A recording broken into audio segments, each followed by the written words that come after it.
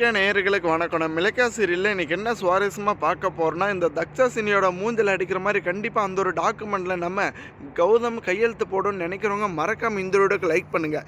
ஏன்னா வரப்போகிற எபிசோடில் இந்த கௌதம் வந்துட்டு எப்படியாச்சும் பழிக்கு பழி வாங்கணும்னு இந்த தக்ஷாசினி இந்த கார்த்திக் இருந்துக்கிட்டு அந்த ஒரு டாக்குமெண்ட்டில் நம்ம கௌதமுக்கு சேர வேண்டிய சொத்து வந்துட்டு எதுவுமே கௌதமோட பேரில் இல்லை, எல்லாம் என் பேரில் மாற்றணும்னு இப்படி ஒரு காரியத்தை பண்ணாங்க.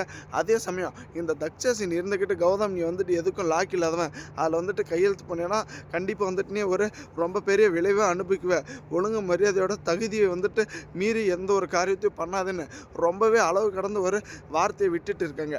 ஆவேசப்பட்ட நம்ம கௌதமுக்கு வந்துட்டு இப்போ என்ன பண்ணுறது ஏது பண்ணுறதுன்னு தெரியலைங்க.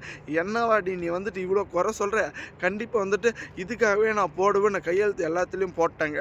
ஆனால் பார்த்தீங்களான்னு வா, இந்த ஒரு மிரட்டல் வந்துட்டு இந்த தக்ஷாசினியால் ஒரு துளி கூட நம்ம கௌதம் வந்துட்டு பாதிக்கப்பட வைக்கலைங்க.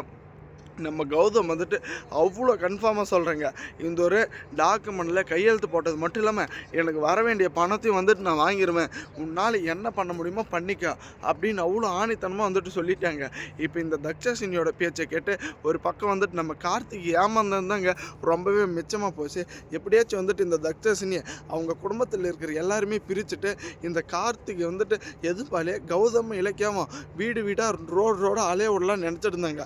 ஆனால் அது எல்லாம் வந்துட்டு இவ்வளோ சீக்கிரமாக வந்துட்டு தோற்று போகணும்னு கொஞ்சம் கூட எதிர்பார்க்கலீங்க. கூடிய சீக்கிரத்தில் இந்த எஸ்எஸ்கே ஜெயிலுக்குள்ளே இருக்கிற மாதிரி இந்த தக்ஷாசினியும் இந்த அஞ்சலியும் ஜெயிலுக்குள்ளே போகணும்னு நினைக்கிறவங்க மறக்காம உங்கள் கருத்துக்களை கமெண்ட் பண்ணுங்கள். ஏன்னா தர்மத்தின் வாழ்வுதானே சூதுக்கவும், இறுதியில் தர்மமே வெல்லும். இவங்க ரெண்டு பேர் பண்ணிட்டு இருக்கிற ஃப்ராடுகளுக்கு கண்டிப்பாக வந்துட்டு ஒரு தண்டனை கிடச்சே ஆகுங்க. ஏன்னா பார்த்தீங்களான்னா இப்போ இந்த எஸ்எஸ்கே நீ தக்ஷாசினி என்ன வேணாச்சும் பண்ணு, ஆனால் அந்த ஒரு டாக்குமெண்ட் மட்டும் எப்படியாச்சும் இந்த கௌதமை கையெழுத்து போட வச்சிடாத, கண்டிப்பாக கௌதம் கையெழுத்து போட்டால் எல்லாமே தலைக்கு மிஞ்சின்னு தான் மாறிடும் அப்படின்னு அவ்வளோ உரிமையோடு சொல்லிட்டு இருந்தாங்க. தேங்க்ஸ் ஃபார் வாட்சிங். இலக்கிய நேயர்களுக்கு மறக்காம உங்கள் கருத்துக்களை கமெண்ட் செக்ஷனில் கமெண்ட் பண்ணுங்கள்.